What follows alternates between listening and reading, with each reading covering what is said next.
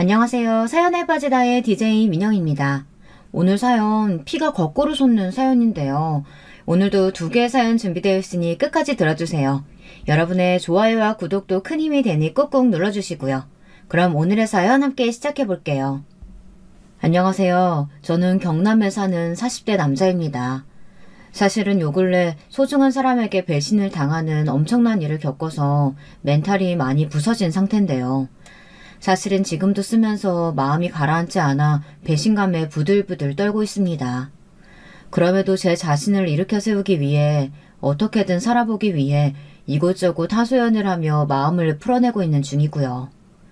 저에게 가장 소중했던 사람 2명이 저를 배신하고 큰 상처를 주었지만 제 곁엔 사랑하는 자식이 있고 제가 살아야 할 이유가 존재하니까요.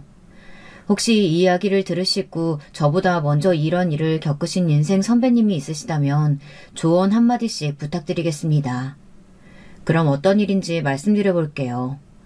저는 얼마 전까지만 해도 원양어선을 탄 사람입니다. 빚을 갚고 돈을 벌기 위해서요. 오로지 가족의 생계를 위해서였죠. 하지만 제가 처음부터 그랬던 건 아니에요. 20년 전까지만 해도 전 잘나가는 대기업의 회사원이었습니다. 이름만 대면 알만한 대기업이었기에 사람들의 시선도 그렇고 제 자신조차 안정된 미래가 보장되어 있다고 믿었고요.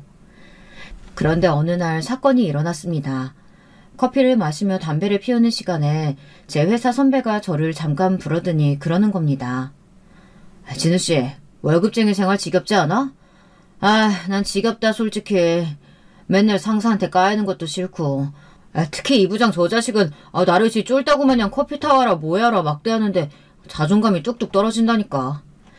나는 이번 달 내로 사표 내고 내 사업할 거야. 도저히 안 되겠어. 네? 그게 무슨 말씀이세요? 아니 왜 언제 그런 결심을 하신 거예요? 그래도 저희 회사 하면 안정적이고 꽤 높은 연봉 받을 수 있는 곳으로 유명한데 나가면 불안하지 않으시겠어요? 가족도 있으시잖아요. 가족이 있으니까 나가겠다는 거야. 내 미래 내가 만들어 나가는 건데 여기 있다간 월급쟁이 하다가 아마 회사 압박에 못 이겨서 명예퇴직이나 하겠지. 차라리 돈이나 많이 벌어서 우리 애들한테 못다한 거 해주며 행복하게 해주고 싶어. 그래서 말인데 진우 씨도 나랑 같이 나가지 않을래? 그때 저는 아주 멍한 표정으로 서 있었습니다.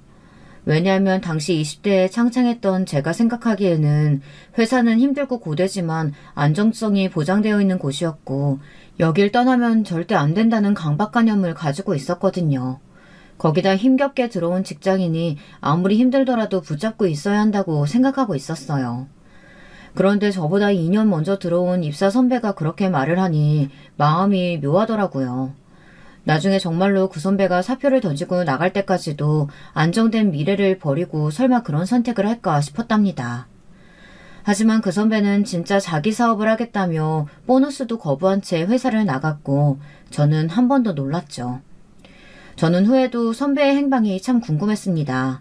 정말 성공해서 원하던 꿈을 이루실지 아닐지 말입니다. 그런데 한동안은 소식이 들려오지 않더라고요. 주변에서도 다들 그 선배가 사업하다 크게 말아먹었다든지 그런 이야기들을 해댔고요. 저도 그 이야기를 듣다 보니 자연스레 선배가 망했다고 생각을 했던 것 같습니다. 그런데 어느 날 놀라운 소식이 들려온 겁니다. 그 선배가 뉴스에 나온 거예요. 올해 떠오르는 신생 기업과 함께 선배의 이름이 동시에 흘러나오는데 그때의 충격은 말로 할 수가 없습니다. 마치 빛나는 별을 보고 있는 것 같은 느낌이었어요. 왜냐하면 당시 저는 회사 생활에 무척 지쳐 있었거든요. 저보다 늦게 들어온 후배들이 저를 치고 위로 향하고 있었고 반대로 윗사람들은 실적을 가지고 깎아내리기 바빴죠. 이리 치이고 저리 치이며 힘든 20대 후반을 지나가고 있었습니다. 거기다 만나던 여자친구와도 헤어져 곧 30이 코앞인데 이런 게 아무것도 없는 것 같아 마음이 허전했습니다. 그런데 그러던 어느 날 그 선배로부터 연락이 온 겁니다. 진우씨 뭐해? 별일 없으면 우리 회사 한번 들으라고. 놀러와서 구경해. 네? 그래도 돼요? 저야 감사하죠. 저는 선배의 연락이 반가웠고 자그마한 선물을 사들고 선배의 사무실에 놀러갔어요. 뉴스에까지 나왔으니 뭐 말할 것도 없었죠. 회사 내부의 자유로운 분위기나 어느새 사장님으로서 카리스마를 갖추고 있는 선배를 보자니 절로 감탄이 흘러나왔습니다. 자연스레 나도 이 선배처럼 그때 내가 선배를 따라 나갔더라면 하는 후회가 들더라고요. 거기다 선배는 저에게 이런 말을 해왔습니다. 나도 많이 힘들었지. 홀로 서기 하려니 왜 안 힘들었겠어. 날 막아주는 든든한 회사라는 울타리가 없어지는 건데. 근데 사람 일이 신기하더라고. 닥치면 다 하게 되어 있어. 내 가족 먹여 살려야겠다 생각하니까 며칠을 잠 안 자고도 일할 수도 있고 그렇게 열심히 하다 보니 돈은 따라붙더라고.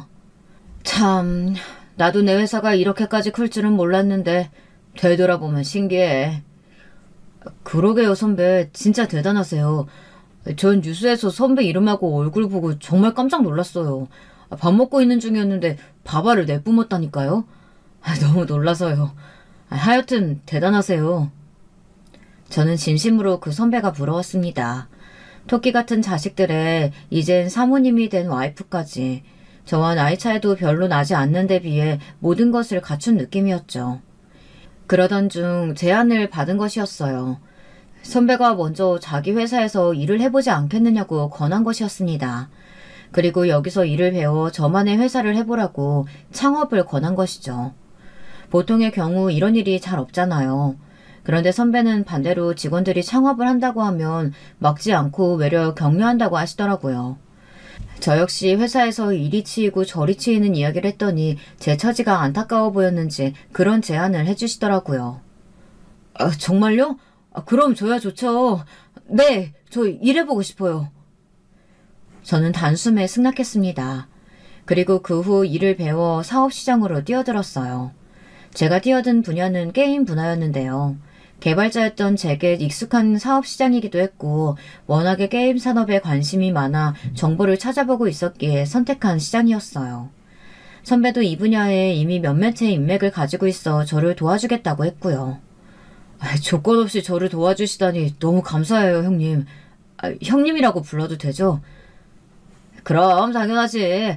마음껏 불러. 이제는 나도 자네를 형과 아우 같은 사이라고 생각할게. 사업은 처음엔 삐그덕했지만 점차 조금씩 승승장구했습니다. 정말 세상을 다 가진 기분이 들더라고요. 하루하루 늘어가는 매출액과 직원들까지 너무 감사했습니다. 그리고 덩달아 제 집사람 와이프도 만나게 되었죠. 사업이 잘 풀리다 보니 여러 군데서 선짜리가 들어왔는데 나이도 들었겠다, 얼른 결혼을 해야겠다라는 생각이 들더라고요. 조바심에 여러 선짜리들을 한꺼번에 수락해 만나고 있었는데 그중 아내가 가장 아름답고 참했습니다. 조건은 보지 않았어요. 경제적인 건 어차피 남자인 제가 해결해야 한다고 생각했고 그럴 수 있는 능력도 가지고 있었으니까요. 세연씨, 괜찮으면 우리 결혼할래요? 나는 우리가 결혼 짝으로 아주 잘 맞는다고 생각해요. 다른 거 생각하지 말고 그냥 몸만 와요. 나는 세연씨한테 바라는 거 아무것도 없으니까. 돈이며 뭐며 생각하지 말고요. 그래도 괜찮을까요? 사실 진우씨에 비하면 제가 모아놓은 돈도 없고 집안 수준도 많이 비교가 되는 것 같은데 진우씨 어머님이 날 마음에 들어 할까요? 난 벌써부터 시집살이가 걱정돼요. 에이, 왜 그런 생각을 해요? 우리 어머니 아버지도 평범한 교사분들이시고 저희 누나도 그래요. 전 그냥 사업하는 사람이고요. 지금이야 잘 풀리지만 어떻게 될지도 모르는데요. 일단 세연씨 집안이 지금 많이 힘들다고 하니 일단 결혼부터 하고 우리 함께 차근차근 해결해 나가요. 부부는 일심동체라고 하잖아요. 아내는 조그마한 옷가게에서 일하는 직원이었는데 서비스 정신이 투철해 아내의 단골분들이 많았습니다. 전 아내의 그 점이 참 좋았죠. 돈은 부족해도 자기 일을 열심히 한다는 점이 저와 닮아 있어 멋있게 느껴졌거든요.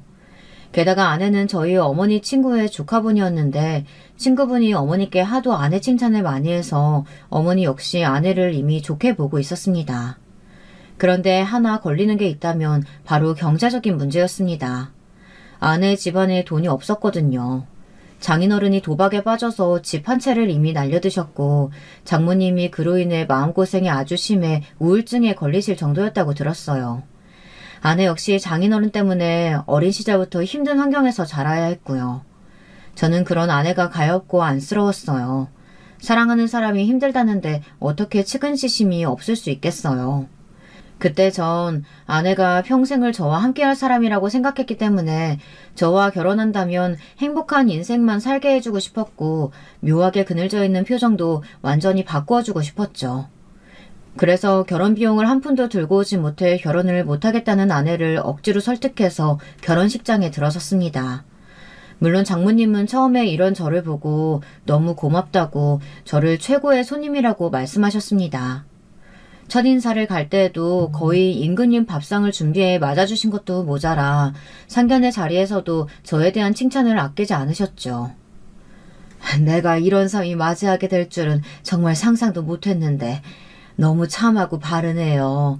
어쩜 아들을 이리 잘 키워놓으셨어요? 아유, 가찬이십니다. 저희야말로 딸 같은 며느리가 들어와서 너무 반갑네요. 앞으로 딸이라고 생각하며 잘 대해줄게요. 상견례 자리는 훈훈했습니다. 상견례가 마치고 저희 부모님조차 제가 장모님을 잘 얻은 것 같다며 좋아하실 정도였고요. 결혼 후 장모님은 저희 신혼집 근처에 사시며 자주 왔다 갔다 했는데요. 이것은 아내가 자기는 엄마 옆에 살아야 심적으로 안정이 된다며 나중에 장모님이 아기를 봐주실 거라고 했기 때문에 결정한 것이었습니다. 장모님도 손주라면 흔쾌히 봐주시겠다고 했고요. 저는 그런 장모님께 정말 진심을 다해 잘해드렸습니다. 좋아하시는 것들이라면 돈 생각하지 않고 무조건 사다 드리곤 했죠. 과일이며 옷이며 가방이며 뭐든지요. 아유, 내가 정말 복이 많네, 많아. 남편 복은 없어도 자식 복은 있다고 들었는데 우리 딸이 이런 사위 얻어올 줄 어디 생각이나 했겠는가? 아유, 정말 고맙네. 자네 내가 우리 아들처럼 잘해줄게. 물론 자네 어머니도 자네 열심히 마음 다해 키우셨겠지만은 나를 제2의 엄마라고 생각하고 편하게 대해주게. 알겠지? 그나저나 자네 저번에 이 김치 좋아하길래 좀 담가봤어. 조금 이따 갖고 가. 감사합니다, 장모님. 장모님 손맛은 정말 최고예요. 아무래도 김치 기대하고 있었는데 잘 먹겠습니다. 아유, 씩씩한 거 봐. 내가 요즘 아주 사위 자랑에 침 마를 날이 없다니까. 동네 사람들도 요즘 다들 나 부러워한다고. 우리 둘째 사이가 자네 반에 반만 닮았어도 얼마나 좋았을까. 장모님은 제가 뭔가를 해드릴 때마다 유독 온화한 표정을 지으시며 잘해주셨습니다. 저는 행복해하는 장모님의 모습을 보는 게 좋았고요. 아내도 제게 잘해줘서 고맙다며 번번이 말하곤 했죠. 그런데 결혼 생활이 생각한 것만큼 쉽지는 않더라고요. 어느 날 일이 터지고 말았어요. 발단은 아내였습니다. 어느 날 아내가 이제 아기도 낳고 해야 하니 일을 그만두겠다고 선언하더라고요. 나 매일 아침 나가서 일하려니까 너무 피곤하고 힘들어. 그만둘래. 어? 지금 하고 있는 일 좋다고 하지 않았어? 보람도 느낀다며. 그건 결혼 전 이야기고 지금은 다르지. 진상 손님들이 얼마나 많은 줄 알아? 옷 사이즈가 어쩐다 저쩐다. 듣기도 싫어. 아무튼 난 그만둘래. 오빠가 생계는 책임져 줄 거지? 그러긴 할 건데. 뭐야 그 반응은? 설마 내가 계속 일하길 바라는 거야? 그 구석진 옷가게에서 개고생하면서? 나 우리 집에서 나름 곱게 자란 사람이야. 아내는 날카로운 반응을 보였어요. 결혼 전에 아기를 낳기 전까진 분명히 일을 하겠다고 했는데 갑자기 그만두겠다고 한 게 전 좀 이상했습니다. 그래도 어차피 아내의 수입이 딱히 많지도 않았고 일하는 게 내심 힘들었나 보다 싶어 알겠다고 말했어요. 근데 그날부터 아내가 집에 있으면서 짜증이 늘기 시작하더라고요.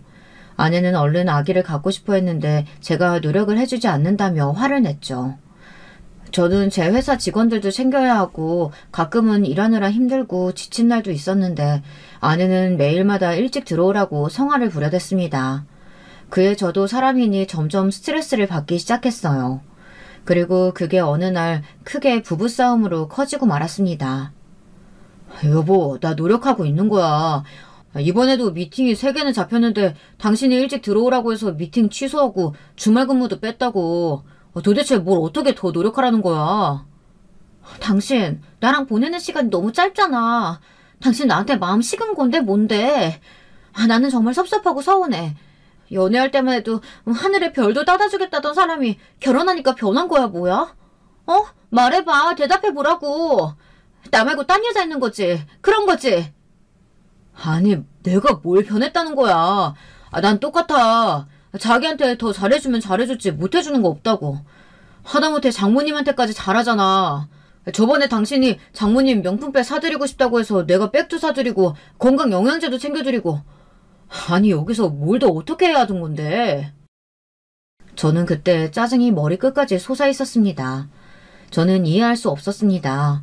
아내에게 제 카드를 주고 마음껏 쓰라고 했더니 백화점 명품관 쇼핑을 하며 한 달에 1,000만 원을 쓸 때도 있었지만 그건 역시 아무 말 없이 넘어갔어요. 장모님까지 제 부모처럼 챙겨드렸으니까요. 저는 제 부모님에게도 큰 선물을 해드린 적이 없었어요. 해드린다고 해도 워낙에 검소하게 살아오셔서 물건에 큰돈 쓰기 싫다며 거절하실 분들이니까요. 그렇다고 제 아내가 제 부모님을 챙겼냐 하면 딱히 그렇지도 않았어요. 명절날 가서 얼굴 비치는 거 말고는 저희 부모님 생신날도 툴툴대면서 가곤 했으니까요. 처음엔 그러려니 했지만 저도 슬슬 아내의 그런 행동들이 눈에 보이더라고요. 명절날에도 저희 부모님께서 직접 음식을 만들고 저희 누나도 시누이 노릇하려 하지 않고 오히려 아내를 배려했으니까요. 아내가 전을 튀기려 하면 기름 튄다고 누나는 자기가 직접 도맡아 했습니다. 제사 준비 역시 아내가 못마땅해 하는 기색이니 그랬고요. 괜히 시키기 싫어. 못된 시누이 소리 듣는 것도 싫고 그냥 내가 하면 되니까 넌 신경 쓰지 마. 그래도 이 많은 음식 준비 혼자 하게 해서 미안해. 아내가 오늘은 몸에 열이 난다고 하니까 도저히 오라고 할 수가 없겠더라고. 그래, 아프다는데 뭐 어쩔 수 없지. 난 괜찮으니까 부부싸움 하지 마. 누나는 기분 나쁠 상황에서도 사람 좋게 웃으며 넘어갔습니다. 전 아내가 저희 가족들의 배려에 고마워하는 마음이 조금이라도 있을 줄 알았고요. 근데 이야기를 해보니 그것도 아니더군요. 그래서 싸움이 점점 더 커진 것 같습니다. 솔직히 그리고 말 나온 김에 한마디 하면 당신 나한테 많은 걸 바라지만 정작 당신은 우리 집안에 신경도 쓰지 않고 하다못해 내가 아프다고 해도 약 하나 대신 안 타주는 사람이잖아. 나도 섭섭해. 뭐? 아니 그 얘기를 지금 왜 하는 건데? 난 시집살이 같은 거 하기 싫어. 내가 처음부터 그랬잖아. 난 당신만 보고 결혼하는 거라고. 나는 며느리 노릇 같은 거 하기 싫고 그냥 당신이랑만 사는 거야. 막말로 내가 왜 며느리 노릇까지 해야 되는데? 어머님이 뭐 해줬다고. 그리고 난 당신 최대한으로 챙겨줬어. 내가 어제 밥까지 차려줬잖아. 그럼 됐지. 당신 말 참 서운하게 한다. 그럼 나는 뭐 장모님한테 무슨 이유로 잘해주는데? 그리고 밥?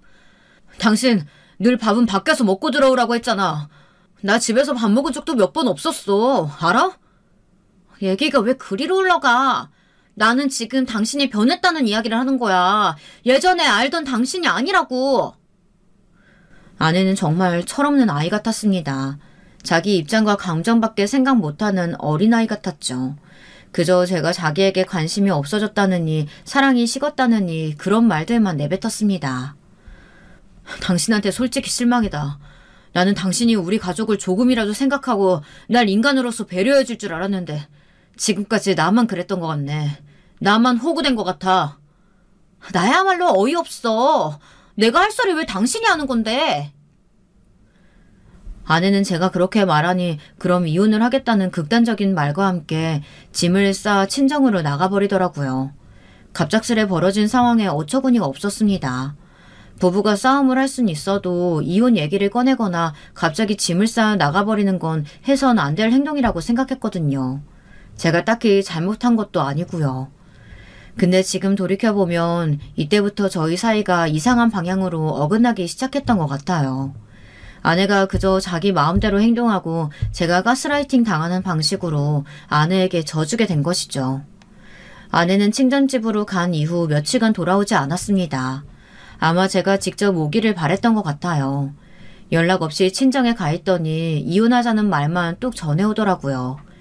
결국 아내의 시위가 계속되니 저는 아내의 친정집으로 향했습니다. 아내는 앞으로 자기를 더 사랑해주지 않을 거면 지금 이혼하자는 말을 했습니다. 저는 이혼이란 단어를 함부로 담는 아내의 모습이 마음에 들지 않았지만 선택권이 없었죠. 아내를 달래서 일단은 집으로 데려올 수밖에 없었어요. 그리고 이때 장모님도 옆에서 거드셨는데요. 우리 애가 조금 토라졌나 봐. 원래 여자들은 남편한테 그럴 수 있어. 좀 섭섭한 게 있어도 자네가 넘어가주게. 내가 부탁할게. 우리 애가 철이 좀 늦게 드나 봐. 아휴, 내가 죄스럽네. 죄스러워. 이렇게까지 말씀하시니 장모님 얼굴을 봐서라도 아내를 집으로 데려올 수밖에 없었어요. 아내는 집에 돌아와선 한마디 말도 없이 방으로 휙 들어가 버리더라고요. 냉전이 며칠 지속되고 제가 참다 못해 이야기를 하자고 했더니 그때서야 미안하다 사과를 하더라고요. 미안해. 나도 내가 이해가 안 돼. 내가 너무했던 것 같아. 자기가 나한테 잘해주려고 열심히 돈도 벌고 그러는 건데 내가 요즘 집에 있으니까 괜히 울적해서 짜증만 늘었나 봐. 미안해. 앞으로는 안 그럴게. 자기 식구들도 내 식구처럼 잘 챙길게. 아내는 눈물을 떨구며 진심 어린 눈빛으로 사과했습니다. 제 식구들에게도 달라진 모습을 보여주겠다고 약속했고요. 어찌됐든 전 의부증 비슷한 모습으로 저에게 집착하는 아내의 모습이 조금 짠하기도 했습니다. 저를 사랑해서 그런 것이니까요. 그땐 그렇게 믿었어요. 무엇보다 아내는 그 사건 이후 정말로 조금이었지만 저희 부모님에게 살갑게 굴려고 노력하는 모습을 보였습니다. 어머님, 아버님, 제가 지금까지 너무 무심했던 것 같아요. 앞으로는 싹싹한 며느리 될게요. 한 번만 봐주세요. 어머님 필요하신 거 있으면 말씀하시고요. 아니다. 나는 그저 너희들끼리 싸우지 않고 지내면 돼. 우린 신경 쓰지 마라. 부모님은 변한 아내의 모습을 어색해 하시면서도 막상 좋아하셨습니다. 저도 아내를 마음 깊이 다시 사랑하게 되었고요. 그렇게 서로 노력을 기울이다 보니 부부 사이는 좋아졌습니다. 아이도 들어섰고요. 다행이었죠. 근데 아내가 아이를 가지고 난 후 이때부터 또다시 자신의 감정에 기복이 생기기 시작한 거예요. 아내는 울다가도 웃고 짜증을 내다가도 행복해했습니다. 하루에 12분씩 기분이 바뀌는데 옆에서 적응이 안 되더라고요. 도무지 어느 장단에 맞춰야 하는지 모르겠고요. 왜 이렇게 히스테릭해졌는지 전문가에게 정신분석이라도 요청해보고 싶은 심정이었습니다. 하루는 애를 돌보는 게 너무 스트레스 받는다며 도우미 아줌마를 구해달라길래 큰돈을 써서 구해줬더니 다음날 이러는 겁니다. 당신은 장모님께서 허리 수술을 크게 하셔서 아이를 봐줄 여력이 안 되셨거든요. 여보, 생각해봤는데 우리 애 다른 사람한테 맡기는 게 너무 찝찝해. 그냥 내가 키울래. 그리고 자기가 고용해준 아줌마 냄새도 나고 좀 사람이 별로야. 알겠어, 자기야. 자기가 힘들지 않는다면 그렇게 해주는 게 좋지. 분명 이렇게 대화를 마무리 지었어요. 근데 다음 날 여보, 나 애 우는 것만 봐도 짜증나고 웃는 것도 꼴 보기 싫어. 우리 애지만 너무 지긋지긋해. 나 그냥 나만 보고 살래. 그럼 안 되는 거야? 나 배우고 싶었던 그림도 배우고 여행도 다니고 그러고 살고 싶다고. 요즘 미혼인 친구들이 너무 부러워. 걔네들 인생이 얼마나 행복해 보이는지 몰라. 나처럼 애 낳고 배불뚝이 아줌마 되니까 사람이 얼마나 초라해 보이는지 알아? 명품백 들고 다녀도 이미 처녀가 아니라는 거에서 뒤떨어지는 느낌이라고. 하여튼 아줌마 다시 고용해줘. 여보, 대신 우리는 소중한 아이를 얻었잖아. 꼭 그렇게만 생각해야 돼? 그래도 그런 말은 하는 게 아니지. 어떻게 아이 앞에서 그런 말을 해. 당신이 뭘 알아. 아무튼 나는 육아 못해. 싫다고. 혜견은 우리 엄마한테도 맡길 생각 하지 마. 엄마 지금 허리 아파서 아무것도 못하니까. 알았어? 아내는 열변을 토하며 말했어요. 자신은 처녀 시절로 되돌아가고 싶다고, 인기 많고 관심 받을 수 있었던 그때가 그립다고요. 자식에 대해서 충분히 고려하지 않고 대뜸 낳아버린 게 너무나도 후회된다고 했습니다. 저는 갓난아기였던 우리 딸을 앞에 두고서도 그런 말을 하는 것이 정말 책임감 없어 보였어요. 그랬다면 처음부터 아기를 갖고 싶지 않다고 미리 말을 해야 하는 거 아닐까요? 이미 낳은 자식을 두고 온갖 불만을 토로하는 아내에게 화가 나더라고요.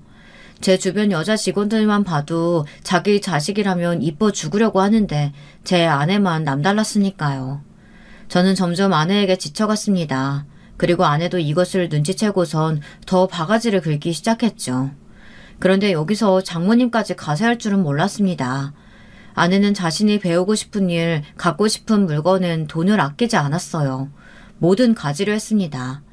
친한 친구 누가 갖고 있다, 나만 없으니 쪽팔린다, 남편 없는 여자 같다, 이런 말들로 저를 건드리면서요. 근데 나중에 두고 보면 아내의 말이 다 사실도 아니더라고요. 그냥 그 물건을 갖기 위해 지어낸 거짓말들이었고 어느 날 제게 그걸 들키게 된 거죠. 현관문 앞에 딱 섰을 때 아내의 전화 목소리가 들리고 있었습니다. 누군가와 아주 시끄럽게 통화를 하고 있었죠. 평소에도 아내 목소리는 상당히 큰 편이라 종종 들릴 때가 있었는데 이번에 현관 가까이 있는 화장실에서 통화를 하는지 다 들리더군요. 아니, 내가 우리 남편한테 거짓말 좀 했지. 너가 그 가방 가지고 있다고 나도 꼭 가져야 한다고 졸랐어. 그래서 오늘 가서 사왔잖아. 거짓말 안 걸렸냐고? 걸리긴 왜 걸려? 걔는 아무것도 몰라. 내 남편 완전 헛똑똑이라니까. 야, 아무튼 남편 올 때 됐으니까 끊는다.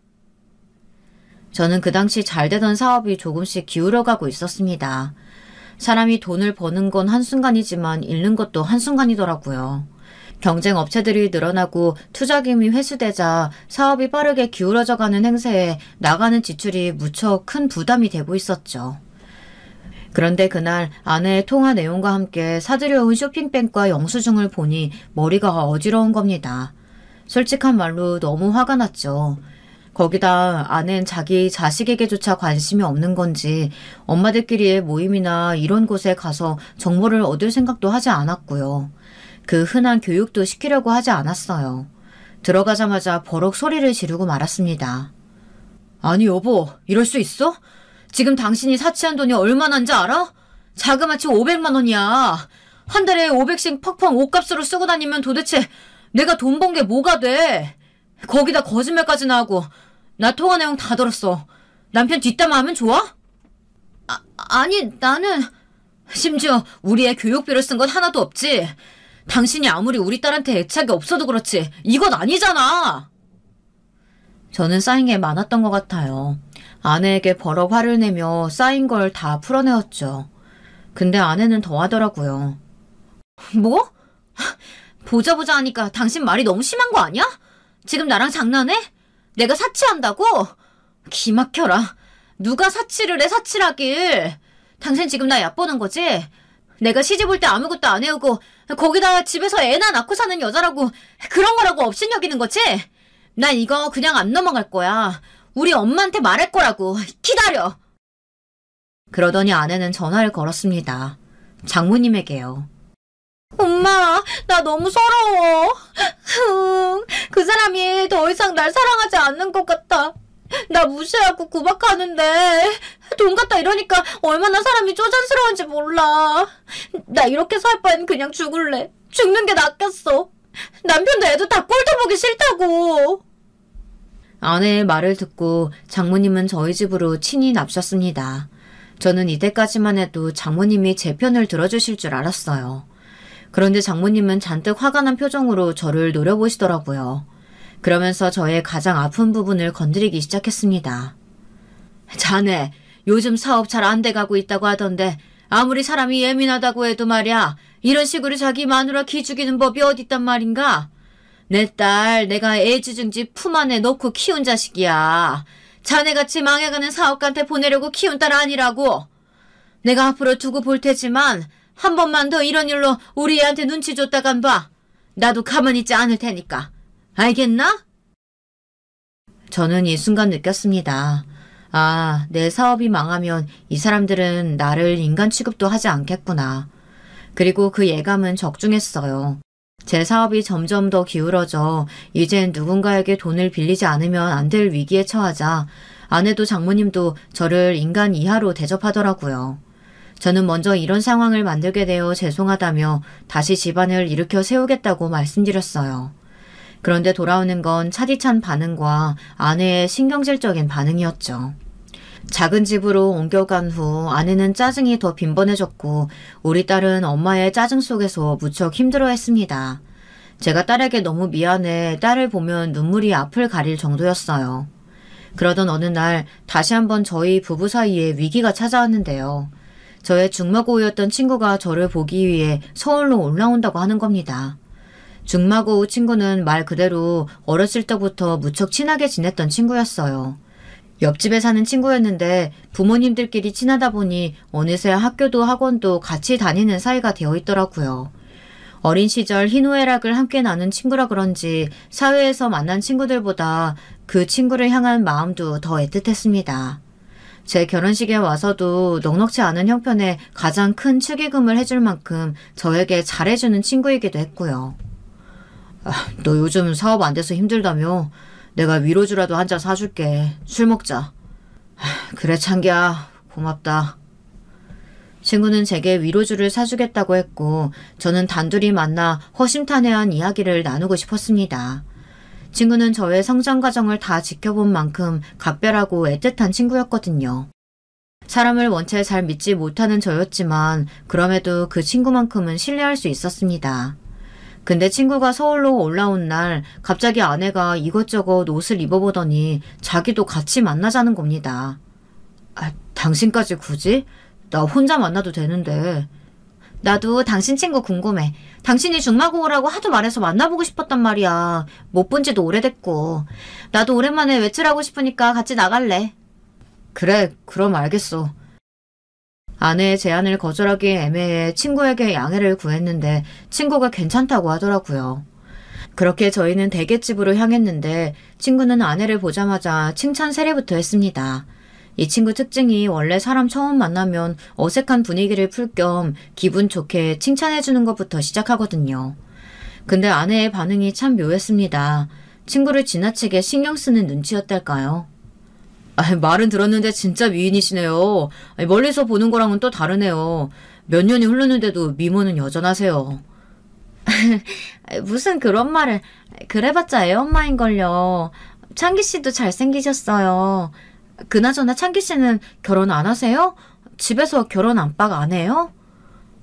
왜 안 하겠어요. 하죠. 근데 아직 인연이 안 온 건지 딱히 많은 여성분이 없네요. 창기 씨 같은 분이면 분명 좋은 인연 만나실 거예요. 제가 봐도 멋지신데 창기 씨 주변 여자분들이 보는 눈이 없나 보다.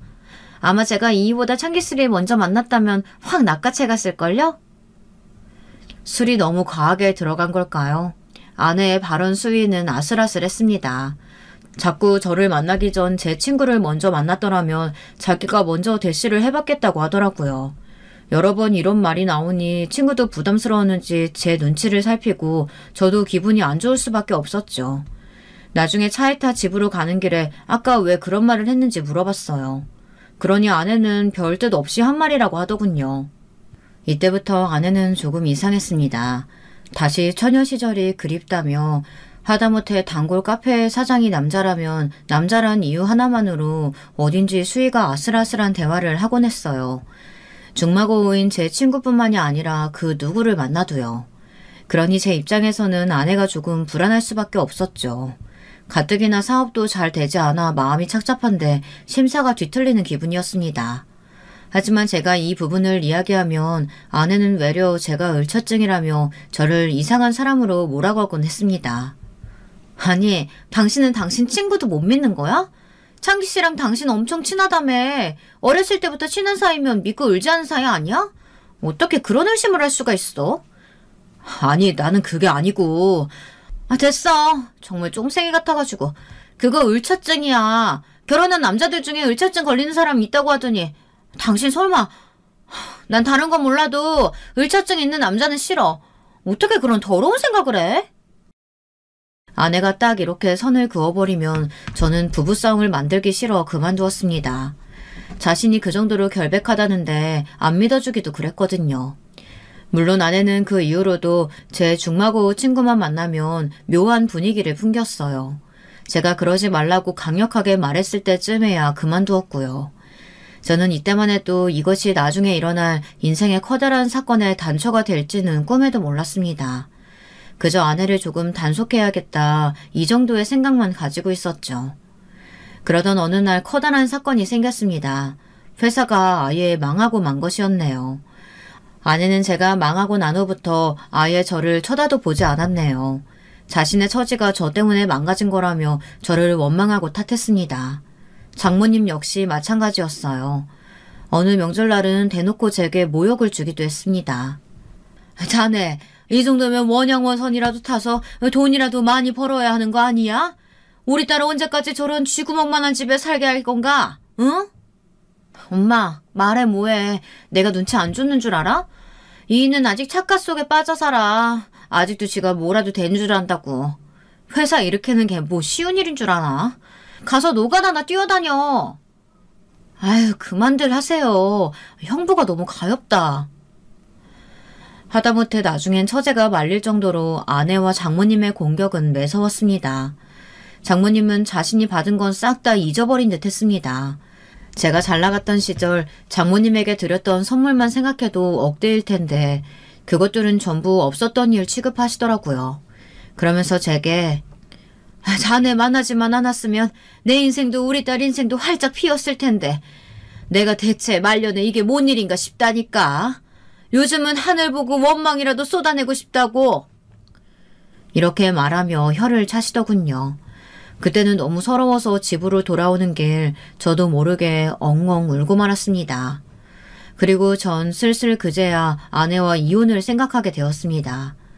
도저히 아내와 장모님 이런 은혜도 모르는 사람들과는 한 가족으로 살고 싶지 않아졌습니다. 다만 걸리는 건 우리 딸이었죠. 법적으로 엄마에게 양육권이 먼저 가게 되어 있으니 혹시나 이혼을 했을 때 사랑하는 우리 딸을 보지 못하게 되는 것이 너무도 두려웠어요. 그래서 참았던 것 같습니다. 저는 어떻게든 이리 뛰고 저리 뛰며 회사를 살리기 위해 노력했습니다. 성공해서 장모님에게 떵떵거리고 싶었어요. 그리고 아내에게도 한 소리 하고 싶었죠. 근데 참 세상 일이 사람 마음 같지 않더라고요. 제가 열심히 하려 하면 할수록 손에 쥐고 있는 건 모래알처럼 빠져나갔어요. 일은 점점 더 안 풀려갔습니다. 그리고 그즘 제가 믿었던 대기업 회사 선배 있죠. 그 선배의 친구가 뒤통수를 치는 바람에 저는 쫄딱 망하고 말았죠.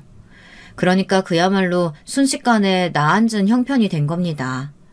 아내는 지하 단칸방으로 가게 생겼다며 엉엉 울었고 역시나 저를 탓했습니다. 당신이랑은 갈라설 거야. 당신이랑은 절대 단 하루도 같이 살고 싶지 않아. 당신이랑 같이 살아서 뭐해? 그래, 갈라서라, 갈라서. 잘 생각했어, 우리 딸. 내가 매일 저 생각한다고 김치 담그고 도시락 싸가지고 회사 갖다주고 온갖 난리를 다 쳤더만. 아유, 처음부터 사업할 그릇이 안 되는 놈한테 내가 괜히 너를 시집 보냈다. 엄마가 잘못했다, 우리 딸. 엄마가 애초에 허락하지 말았어야 했는데. 아유, 엄마 탓이야. 장모님과 아내는 이혼을 요구했고 저는 순순히 딸을 예정이었답니다. 딸이 아니었다면요. 그 순간 제 딸이 저를 붙잡더라고요. 딸은 엄마와 아빠가 헤어져 사는 게 싫다며 하루 종일 울며 불며 제 마음을 아프게 했습니다. 장모님조차 그 모습을 보니 이혼은 너무 극단적인 선택지라는 생각이 들었는지 제 아내를 설득하더군요. 아내도 딸을 보며 마음이 흔들리는 듯 했습니다. 자식에게 딱히 큰 관심은 없던 사람이었지만 딸이 워낙에 울고 보채니 단칼에 져버릴 순 없었나 봐요. 그때 저는 선택을 해야 했습니다. 딸과 함께 살 수 있는 방법이자 다시 우리 가족으로 돌아올 수 있는 길을 모색해야 했죠. 그게 바로 원양어선이었답니다. 마음먹기가 어려웠지 알아보니 금방 떠날 수 있더라고요. 사실 주변에서도 다들 말렸답니다. 아무리 힘들어도 원양어선 타는 건 아니라고, 생사가 걸린 문제라고 말하는 사람들도 있었어요. 그런데 저는 차라리 원양어선이라도 타서 돈을 많이 벌어 그 돈으로 우리 딸 맛있는 것도 사주고 해달라는 건 다 해줄 수 있는 든든한 아빠가 되어주고 싶었어요. 사실 저희 부모님께서도 제 사정을 딱히 여겨 배를 탄다고 했을 땐 누나까지 나서서 말렸지만 이미 매형이 크게 돈 벌고 사고치는 바람에 저희 집도 사정이 어려웠어요. 여의치 않은 집에 손을 벌리고 싶지도 않았죠. 그래서 저는 배를 탔고 그렇게 오랜 시간 바다 위에서 떠돌았습니다. 배 위에서 생활하는 건 만만치 않은 생활이었습니다. 괜히 돈을 많이 주는 게 아니었죠. 특히 배멀미가 심한 저로선 초반 이 생활에 적응하는 것조차 만만치 않았어요. 그런 날엔 정말 딸 사진만 바라보며 버티고 또 버티었어요. 그리고 두 사람, 바로 아내와 중마고우 친구, 이 두 사람을 생각하며 마음을 달래었어요. 제가 원형어선을 타러 간다고 하니 아내가 떠나기 전 제게 사과를 했거든요. 그동안 당신을 너무 힘들게 한 것 같다며 우리 딸과 자신을 위해 그런 결정을 해줘서 고맙고 미안하다고요. 아내도 자신의 허영심 때문에 상황이 이렇게까지 된 것 같다며 많이 울고 슬퍼하더군요. 저는 아내가 진심으로 자신의 잘못을 뉘우치고 있다고 여겼어요. 아내가 오열을 하며 돌아올 때까지 기다릴 테니 그저 몸 건강히 있으라는 말을 전달하는데 그동안 이혼을 요구했던 아내의 모습과는 무척 상반되었습니다. 그래서 진심이라고 생각했고 저도 함께 눈물이 났어요. 다녀올 테니 우리 딸이랑 행복하게 지내고 있어. 알겠지? 응, 여보. 고맙고 미안하고 사랑해. 당신만 기다리고 있을게. 아내가 제게 사랑한다는 말을 해준 건 결혼 후 정말 100만 년 만의 일이었던 것 같습니다. 저는 아내의 입에서 나온 사랑한다는 말에 저도 모르게 마음이 녹아내리고 그간 아내가 저질렀던 과오를 모두 용서해 주었네요. 그리고 제가 배를 타기 전 마지막으로 배웅을 했던 중마고우 친구, 저를 꽉 안아주며 잘 버티라고 저 대신에 딸을 챙겨주겠노라고 한 믿음직스러운 친구, 힘들 땐 그 친구를 생각했습니다. 딸, 아내, 중마고우 친구, 이 세 사람의 얼굴을 그리다 보면 망망대해 같은 바다도 그렇게 무섭게 느껴지지만은 않았고 버틸만 했던 것 같아요. 그렇게 저는 배를 타고 드디어 집에 돌아왔습니다.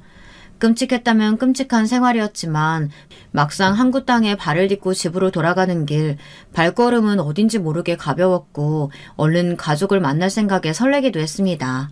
특히 배 위에서 그토록 그리고 그렸던 우리 딸 얼굴이 너무나 보고 싶었죠. 아내와 중마고우 친구 우리 딸이 집에서 저를 기다리고 있을 거라는 걸 알고 있었기에 저는 대차게 현관문을 열었습니다. 여보, 나왔어! 저는 힘있게 외쳤지만 집안이 조용하더라고요. 그러더니 잠시 후 딸아이 목소리가 들렸어요. 딸아이인 저라는 게 믿기지 않는지 더듬더듬 말을 잇지 못하다 아빠하고 말하며 제 품에 안겨오더라고요. 딸아이는 3년 만에 훌쩍 자라 있었고 어느새 저도 모르는 사이 말도 제법 또랑또랑하게 잘했어요. 그런데 인생이란 참 알 수가 없죠. 감격에 어찌할 바를 모르고 있던 찰나 딸아이가 너무나 충격적인 말을 하는 겁니다.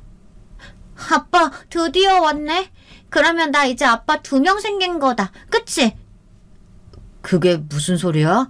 아빠가 2명이라니? 나 아빠 2명이야. 엄마가 말하지 말랬는데 이제 아빠 왔으니까 말해도 되겠지? 이거 좋은 거지? 전 오랜 기간 멍해 있었습니다. 순간 직감이라는 것이 머릿속에 꽂히기 전까지는요. 저는 딸아이를 잡고 있던 손을 스르르 풀고는 아내에게 전화를 걸었어요. 아내의 목소리는 밝았습니다. 당신이 좋아하는 불고기거리 사가지고 오는 중이라고 하더군요. 저는 아내가 오기 전 뭐라도 해야겠다는 생각이 들었습니다. 그래서 조용히 아내의 서랍장을 뒤졌어요. 아내가 가끔씩 일기를 쓰곤 했는데 그 습관이 여전히 남아있다면 분명 제 직감이 들어맞았을 테니까요. 저는 정신없이 아내의 서랍장을 뒤져 하나의 일기장을 발견했습니다. 그리고 일기장에 붙어져 있는 충격적인 사진들까지 덤으로 얻었답니다. 아직도 생각하면 손이 떨리지만 일기장의 내용은 이러했습니다. 남편이 오지 않았으면 좋겠다. 이대로 창기 씨랑 영원히 살고 싶다. 딸을 언제까지 속일 수 있을진 모르겠지만 이 시간이 영원했으면 좋겠다. 나쁜 생각을 한다. 차라리 남편이 바다에 빠져 죽으면 좋을 텐데. 요즘은 매일 이런 생각을 한다. 죽어서 돌아오지 말길. 제발. 나와 창기 씨의 사랑이 영원하길. 덤으로 제 중마고우와 입술을 맞대고 있는 스티커 사진들을 발견했는데요. 다 늙어버린 사람들이 청춘들 마냥 저러고 있는 게 너무 꼴보기 싫더군요. 벼락을 맞은 것 같았어요.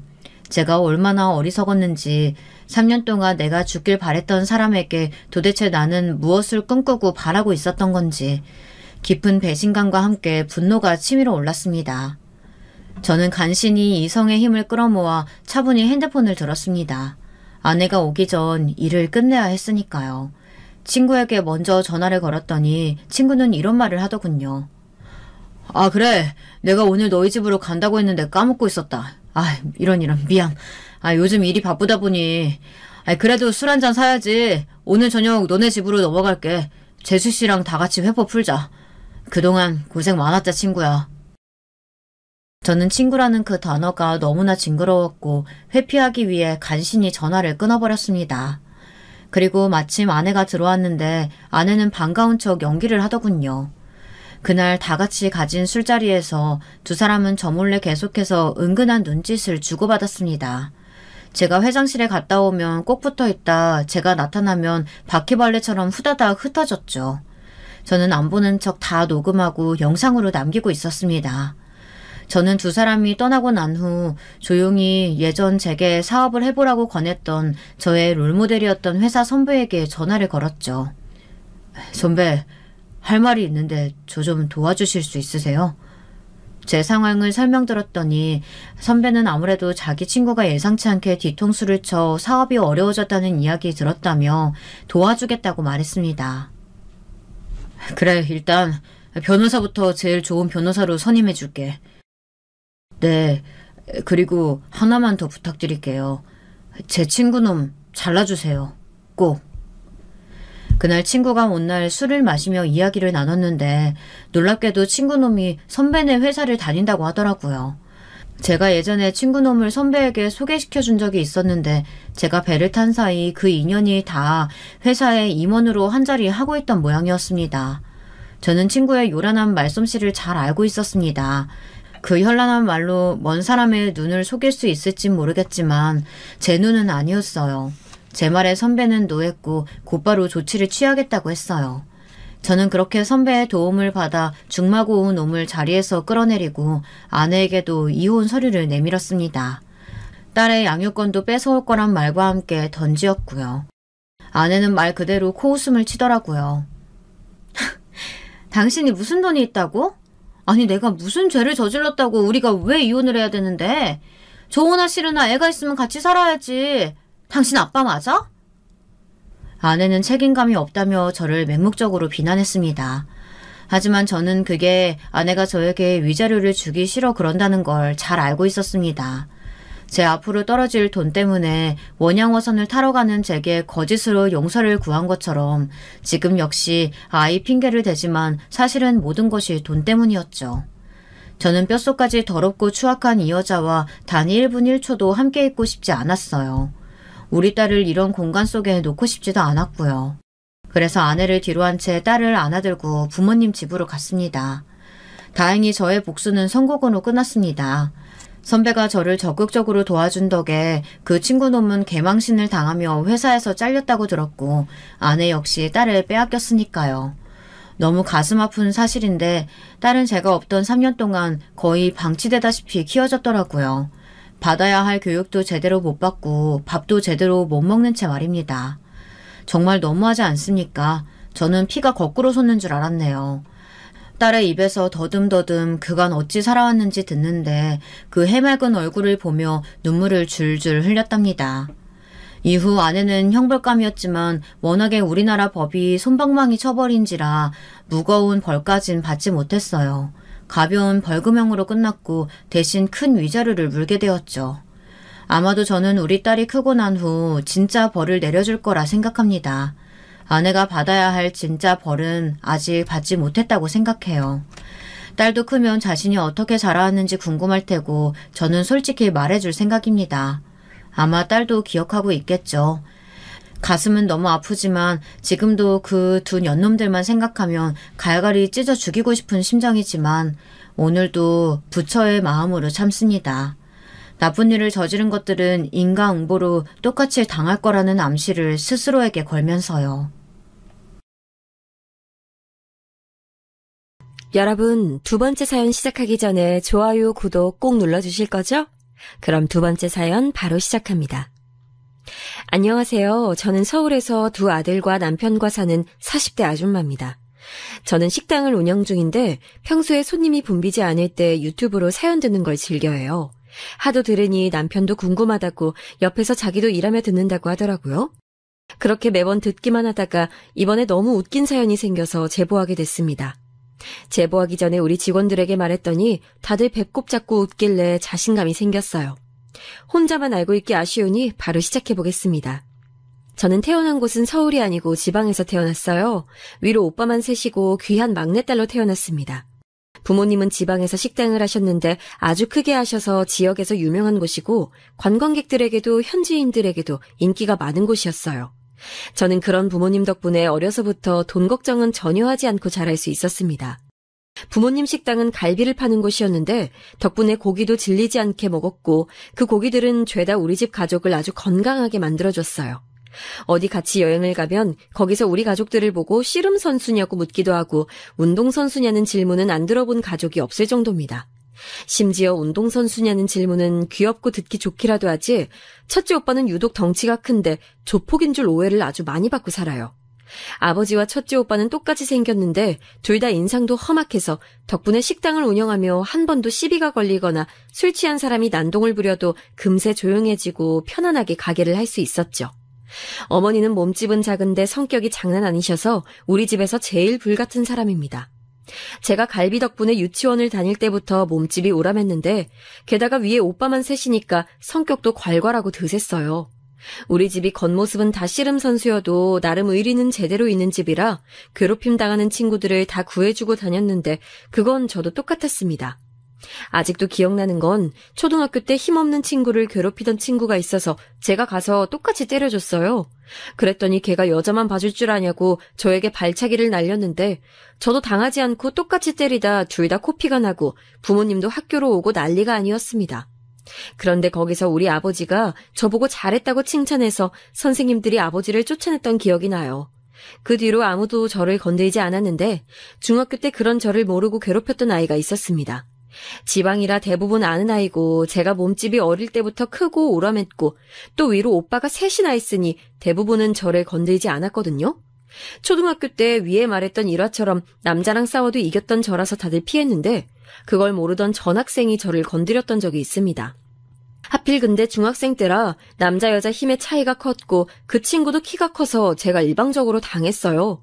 그렇게 울며 집으로 들어갔더니 오빠들과 아버지가 난리가 나서 바로 그 친구를 찾아가서 위협적으로 내 동생 다시 한번 건들면 죽여버리겠다고 했더니 그 뒤론 저를 건드는 사람이 없었습니다. 제가 비록 뚱뚱하고 못생겼어도 주변에 저를 따르는 친구들은 많았는데 특히 여자아이들이 저를 좋아했어요. 괴롭힘 당하면 가서 구해주고 저랑 친해지면 우리 가게로 데려와서 마음껏 갈비도 먹이고 겨울이 되면 오빠들이 썰매도 태워줬거든요. 남자가 많은 집이라 뒤끝도 없으니 인기가 많았습니다. 그렇게 여자친구들과는 아무 문제 없이 지냈는데 문제는 이성관계였어요. 학창시절에 제 친구들은 다 남자친구들을 만났는데 오로지 저만 만날 수 없었습니다. 물론 그땐 외로움이라는 걸 모르고 주변에 친구들이 많았으니 그들과 어울리며 놀았어요. 그러다 대학을 가고 심각함을 인지했습니다. 저는 고등학교 때 열심히 공부해서 서울에 있는 대학을 갔는데 이때 얘기도 하고 넘어가자면 유일하게 서울에 있는 대학에 합격한 자식이 저라 부모님은 제가 대학에 입학할 때 우셨어요. 산처럼 큰 덩치를 가진 아버지는 본인 자식이 무려 다른 곳도 아니고 서울에 있는 대학에 가는 게 감격스럽다고 가게에 오는 손님들에게 무료로 소주 한 병이나 음료수를 뿌리기도 하셨습니다. 이렇게 말하면 제가 되게 명문대에 입학했을 것 같죠? 그건 절대 아닙니다. 저는 그냥 서울에 있는 사립대학교에 들어간 거고 흔히 말하는 유명 명문대는 아니에요. 그래도 오빠 3명은 대학에 간 사람이 둘째 오빠뿐인데 그 둘째 오빠도 우리 지역에 있는 국립대에 들어간 거라 제 대학 입학은 가족들에겐 의미가 컸습니다. 첫째 오빠는 고등학교를 졸업하고 군대에 다녀오고 바로 아버지를 도와 가게 일을 하고 있었고 둘째 오빠는 국립대를 졸업하고 바로 결혼해서 우리 집 근처에서 자리 잡고 직장을 다니고 있었어요. 막내 오빠도 대학에 가지 않고 제대하고 아버지와 큰 오빠를 따라서 가게 일을 돕고 있었는데 우리 가게가 많이 큰 가게라 가능했어요. 부모님은 자식들이 가게를 물려받지 않아도 괜찮으니 본인이 하고 싶은 것을 하라고 하셨는데 큰 오빠와 막내 오빠는 가게에서 일하는 게 좋다고 했습니다. 그렇게 저는 서울에 있는 대학에 입학했는데 혼자 저를 서울에 보내는 게 걱정됐는지 가족들은 집을 구할 때부터 입학식에도 단 한 명도 빠지지 않고 다 저를 보러 왔어요. 덕분에 입학 초기에 저는 지방에 있는 유명 조폭딸이라는 헛소문에 시달려야 했습니다. 그래도 험악한 아버지와 큰오빠의 인상으로 부동산에 사기당하지 않고 자취방을 잘 구할 수 있어서 그건 다행이었어요. 제가 다녔던 대학 학과가 군기가 세기로 유명한 곳이었는데 입학식 때 오빠들하고 아버지가 누가 괴롭히면 당장 전화하라고 하도 많이 말해서 선배들은 저를 절대 건들지 않았습니다. 아무리 덩치가 커도 우리 가족에게 저는 그저 막내였고 혼자 딸이었으니 오빠들과 부모님 눈에는 작아 보였나 봐요. 큰오빠는 그때 이미 결혼을 했었는데 새언니의 직업은 무려 초등학교 선생님입니다. 어렸던 저는 도대체 저렇게 천사 같고 선녀 같은 새언니가 우리 오빠랑 결혼하는지 진심으로 의문이었어요. 청순의 대명사처럼 가녀리고 여린 언니는 저를 아가씨라고 부르지 않고 본명인 성이라고 불렀는데 제가 그렇게 하라고 했습니다. 선녀처럼 생긴 언니가 저보고 아가씨라고 부르는 게 낯간지럽고 어색하더라고요. 우리 집이 다행히 또 그렇게 호칭에 집착하는 편은 아니라 부모님도 너희가 좋으면 그렇게 하라고 했고 저는 오빠들만 있다가 새언니가 가족이 되니까 어찌나 신났는지 모릅니다. 지금까지도 제 제일 친한 친구인 새언니는 그때부터 저에게 도움을 참 많이 줬어요. 대학 신입생이라고 지방에서 주말에 올라와서 저를 데리고 백화점에 가서 옷도 골라주고 문화생활도 많이 하라고 이것저것 많이 알려줬습니다. 본인도 일하느라 바쁠 텐데 시간을 내어 저와 놀아주는 것을 보고 아버지가 감명받아 새언니가 저와 놀 때는 아빠 카드를 주며 언니 옷도 몇 벌 사서 들려보내라고 하셨죠. 아버지 덕분에 새언니와 저는 주말에 명동과 강남을 돌아다니며 많이 놀았는데 언니가 제가 성인이 됐으니 남자친구를 만나라고 하더라고요. 동기들이나 선배 중에 제 마음에 드는 사람이 없어 만나지 못하고 있다고 했더니 언니가 동아리를 해보라고 조언을 해줬습니다. 그래서 바로 동아리를 들게 됐는데 제가 앞서 말했듯 저는 통통한 편이라 댄스 동아리나 그런 곳은 당연히 들어가지 못했고 그렇다고 뉴스 토론 동아리나 독서 동아리도 들어가기가 싫더라고요. 언니는 운동 동아리에 들어가라고 했는데 안 그래도 큰 덩치가 거기 들어가면 더 커질까봐 그러지도 못했습니다. 저는 결국 들어간 곳이 우리 차 동아리였는데 차가 자동차가 아니고 먹는 차를 말하는 거였어요. 다도 동아리라고 생각하시면 되는데 새언니는 제가 거기 들어갔다고 하니까 깔깔 웃으며 거기에 남자가 있을 것 같냐고 당장 나오라고 했습니다. 언니의 웃음에도 저는 억지를 부리며 다도 동아리에 들어갔는데 거기서 저는 저보다 1살 많은 선배 오빠에게 첫눈에 반하게 됐어요. 이름은 김준성. 키는 오빠들보다 작았는데 제가 반하게 된 이유는 오로지 얼굴이었습니다. 오빠들은 우락부락하고 선이 굵었는데 준성 오빠는 하얗고 흔히 말하는 기생오라비처럼 생겼어요. 쌍꺼풀이 없던 우리 가족들과는 달리 얇은 쌍꺼풀도 있었고 무엇보다 말투가 너무 상냥했습니다. 못생기고 통통하던 몸 때문에 남자 선배들이나 동기들은 저를 되게 편하게 여기고 때로는 마음에 상처를 입기도 했었는데 준성 오빠는 달랐어요. 지방에서 자란 저는 우리 지역이 말투가 거센 편이라 서울 남자였던 준성 오빠의 말투는 너무 나긋나긋하고 좋았습니다. 다른 사람들과 달리 저를 배려하고 여자로 챙겨주던 오빠에게 마음을 뺏긴 건 어찌 보면 당연한 결과였어요. 그런데 너무 슬펐던 건 그때 오빠는 사귀던 여자친구가 있었습니다. 예쁘기로 유명한 언니였는데 무려 동아리 회장이었어요.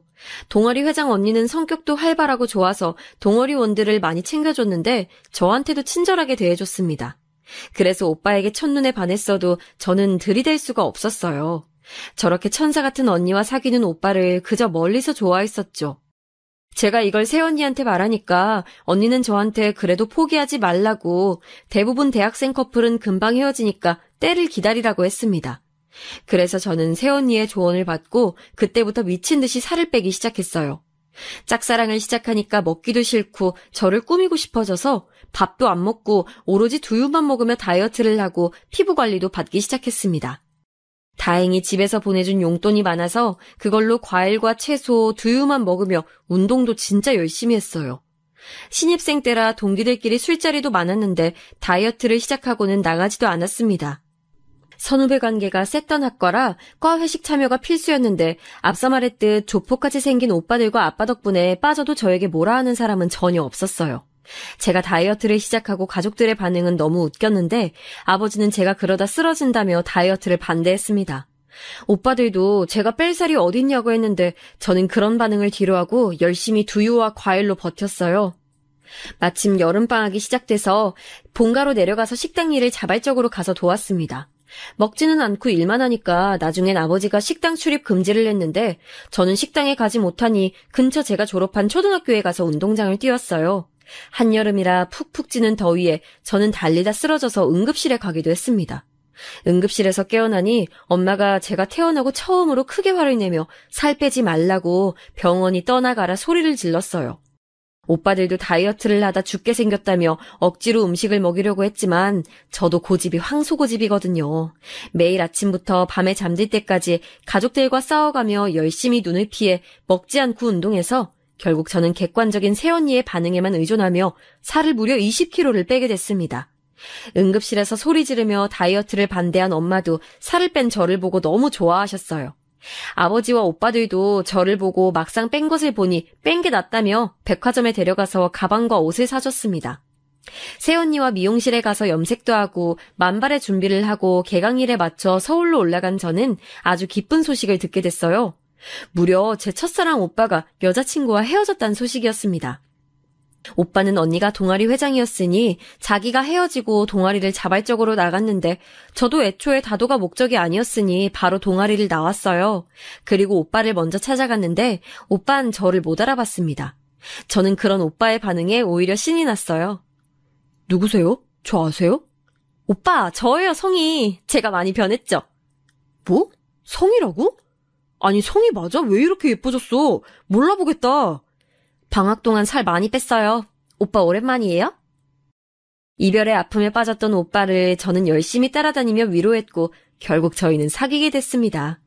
제가 드디어 사귄다는 소식을 새언니에게 알리자 언니는 저보다 더 기뻐하며 어떻게든 그 사람을 잡아 결혼하라고 했어요. 막내딸의 첫 연애를 알자 아버지와 어머니 그리고 3명의 오빠는 남자친구를 너무나도 많이 궁금해했지만 전 보여줄 수가 없었습니다. 물론 우리 가족을 많이 사랑하지만 사랑하는 마음과 별개로 오빠가 보고 도망갈 수도 있으니 어쩔 수 없었어요. 남자친구는 마르고 하얗고 전형적인 서울 사람이었는데 아버지 한 명도 아니고 문짝만한 오빠들까지 보면 누구라도 위압감이 들 수가 있으니 말이에요. 그렇게 우리는 연애를 시작했는데 저는 오빠와 어떻게든 헤어지지 않으려고 애를 썼습니다. 첫사랑은 이루어지지 않는다는 말이 있잖아요. 그 말은 저한테 통하지 않는다고 굳게 믿으며 연애를 시작했어요. 사귀고 나서 알게 된 사실은 오빠가 아버지가 계시지 않았다는 거였습니다. 시어머니가 혼자 계시는데 오빠는 또 외동이라 형제가 없었어요. 그래서 남자친구는 항상 저를 부러워했습니다. 대학이 서울에 있었으니 서울을 돌아다니며 연애했던 기억은 너무나도 즐거운 기억밖에 없었어요. 물론 다른 연인들처럼 싸우기도 했지만 원래 다툼을 싫어하는 남자친구 덕분에 크게 싸운 적도 없습니다. 큰 소리 나는 것을 싫어하고 조용한 성격인 남자친구는 사귀기 전에 생각했던 것보다 세심하고 약간은 예민했어요. 그런데 저는 그런 성격이 싫지 않았고 오히려 더 좋았습니다. 평생을 산적 같은 사람들에게 쌓여있다 선비 같은 사람을 만나니 어땠겠어요? 그렇게 연애하다 남자친구는 군대에 가게 되는데 저는 입대할 때 수료식은 무조건 따라갔습니다.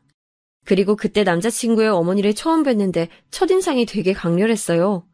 일단 어머니는 남자친구를 낳은 사람답게 얼굴이 똑같았는데 매우 아름다우셨습니다. 우리 엄마와는 달리 곱고 세련된 머리 스타일에 머리부터 발끝까지 치장한 게 드러나는 분이셨어요.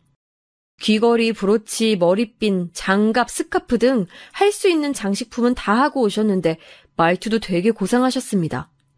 특히 아직도 기억나는 건 가슴팍에 달려있던 화려한 꽃장식 브로치였어요. 어디서 구한 건지 궁금할 정도로 화려해서 10년이 지나도 기억이 나요. 우리 아들 여자친구? 반가워요. 제가 서울 남자하고는 연애하고 있어도 서울 여자 어른을 만난 건 처음이었는데 목소리를 들으니까 텔레비전에서나 보던 그런 말투여서 놀랐어요. 서둘러 인사를 하고 몰래 힐끔거렸는데 어머니는 자세가 시종일관 꼿꼿했고 표정은 다양하진 않았습니다. 다소 차가운 인상에 도도한 말투라 어색했지만 이게 서울 사람이구나 싶어서 오히려 신기했어요. 우리 엄마와는 반대라 신기하게 쳐다봤는데 어머니는 눈을 동그랗게 뜨고 계속 머리에 신경을 많이 썼습니다. 남자친구의 부대가 강원도라 되게 추웠는데 어머니는 그 추운 겨울에 코트를 입고 오셨을 정도로 외모에 신경을 많이 쓰는 사람이었어요. 너무 추워 보여서 제가 가지고 있던 목도리라도 드리려고 했더니 옷에 어울리지 않다고 거절하셨죠. 그렇게 민망한 어머니와의 만남을 끝으로 저는 겨울방학 때 지방에 내려가지 않고 서울에 남아 있었습니다. 남자친구의 면회를 위해선 지방보다 서울에 사는 것이 훨씬 유리했고 그런 저를 보며 아버지는 분노하셨어요. 기생오라비가 뭐가 그렇게 좋냐고 아버지나 챙기라고 삐쳤는데 저는 아랑곳하지 않았습니다. 새언니는 그런 제가 너무 귀엽다고 본인이 큰오빠와 자주 올라왔는데 제가 남자친구 도시락을 쌀 때도 언니는 옆에서 많이 도와줬어요. 큰오빠는 옆에서 걔가 뭐가 그리 좋냐고 힘도 못 쓸 것 같던데 저런 놈은 남편으로 쓸모가 없다고 해도 언니와 저는 무시하고 둘이 계란말이도 만들고 유부초밥도 만들었습니다. 그리고 그런 저를 큰오빠는 운전해서 군부대에 내려주기도 했어요. 다 언니가 옆에서 재촉해서 그렇게 한 거였지만 지금 생각해보면 오빠도 대단합니다. 그러다 보니 얼떨결에 남자친구에게 부모님보다 큰오빠 부부를 더 먼저 보여주게 됐는데 예상대로 남자친구는 큰오빠의 험악한 인상과 큰 덩치를 보고 주눅이 들었어요. 안 그래도 씨름 선수 같은 오빠였는데 막내 동생 남자친구라니까 뭐가 그리 마음에 들지 않는지 인상을 팍 쓰고 있어서 군대에 있던 다른 사람들까지 힐끔거리며 쳐다볼 정도였습니다. 다행인지 아닌지 남자친구도 우리 오빠 덕분에 선임들의 괴롭힘이 크진 않았다네요. 차마 남자친구가 저에게 친오빠가 맞냐고 물어볼 때 사실 2명 더 있다고 말하진 못했습니다. 그냥 입에 방울토마토를 넣어주며 빨리 제대하라고 했죠. 그렇게 남자친구가 군대에 있는 동안 면회에 자주 갔었는데 혼자 갈 때도 있었고 큰오빠 부부와 갈 때도 있었습니다. 제대할 때가 되니까 그래도 자주 봤다고 큰오빠와 남자친구는 서로 형동생하며 지내게 될 정도였어요. 큰오빠는 처음엔 제 남자친구가 허연 선비 같다고 싫어했는데 나중엔 오히려 거친 사람보단 낫다고 했습니다. 그렇게 남자친구가 다시 학생이 되고 저는 먼저 졸업하게 됐어요. 부모님은 제가 지방으로 다시 내려오길 원하셨지만 저는 남자친구가 있는 서울을 떠나는 게 싫었습니다. 그래서 서울에서 대학을 졸업했으니 거기서 취업한다고 둘러대고 내려가지 않았어요. 엄마는 처음엔 아쉬워했는데 이왕 대학도 졸업했으니 거기서 살라고 하며 힘들면 언제든지 말하라고 했습니다. 저는 그렇게 학교 앞 카페에서 아르바이트하며 남자친구와 연애를 지속했어요. 돈도 벌고 연애도 하고 제 인생에서 제일 행복했던 기간이 바로 저 때입니다. 그렇게 남자친구도 졸업하고 취업해서 신입사원이 됐는데 저는 지금이 기회라고 느끼며 바로 결혼 얘기를 꺼냈습니다. 제가 결혼 얘기를 꺼내자 남자친구는 당황하며 지금 우리가 어리지 않냐고 했지만 워낙 남자친구와 결혼하고 싶은 마음이 컸던 저는 막무가내로 밀어붙이기 시작했어요. 제 강한 주장에 남자친구가 먼저 우리 집에 인사를 오게 됐는데 저는 아직도 그때 남자친구의 표정을 잊을 수가 없습니다. 큰오빠 한 명만 보고도 놀랐던 사람인데 집에 그런 사람이 셋이나 더 있으니 얼마나 놀랐겠어요. 그런 남친을 두고 아버지와 오빠들은 둘러싸고 질문 공세를 퍼부었는데 안 그래도 하얀 사람이 허옇게 질려서 바들바들 떨며 대답하는 것을 보고 엄마는 저에게 어디서 샌님을 데려왔다고 하셨습니다. 그래도 사람은 착하니 봐달라고 제가 사정했더니 엄마는 남친이 돌아가고 저에게 바람 피우거나 어디서 사고를 칠 관상은 아니라고 합격이라고 하셨어요. 아버지도 배포가 작아 보이는 게 썩 마음에 들진 않지만 엄마 말대로 어디 가서 도박하거나 사기당할 그럴 깜냥은 보이지 않다며 희한한 이유로 결혼을 허락하셨습니다. 오빠들도 만약 결혼 생활이 순탄하지 않으면 오빠들에게 말하라고 하며 우리 집에선 다소 순조롭게 결혼 허락을 받게 됐어요. 저는 신이 난 채로 남자친구의 집을 방문하게 됐는데 그래도 군대 갔을 때 어머님을 뵈었던 경험이 있어서 많이 떨리진 않았습니다. 집에는 처음 방문한 거였는데 남자친구의 집은 겉으론 평범한 서울의 아파트였는데 안에는 굉장히 화려했어요.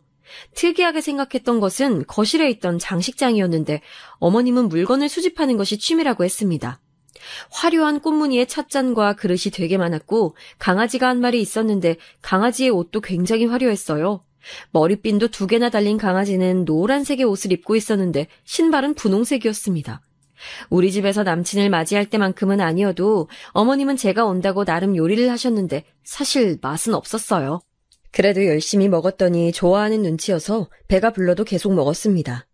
어머님은 우리 집에 대해 많이 물어보셨고 저는 있는 그대로 말씀드리니 여유 있는 것을 금방 눈치채시고 좋아하셨어요.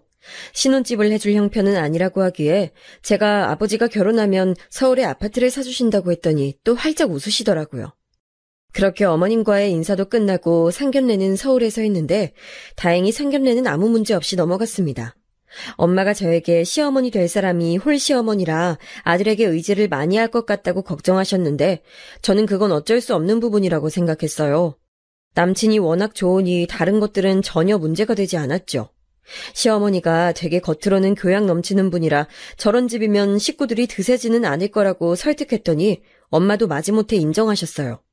시어머니는 남들 눈을 되게 많이 의식하시는 분이었는데 결혼식장을 선택할 때도 무조건 화려한 곳으로 하라고 제 웨딩드레스에도 친정엄마보다 더 신경을 많이 쓰셨어요.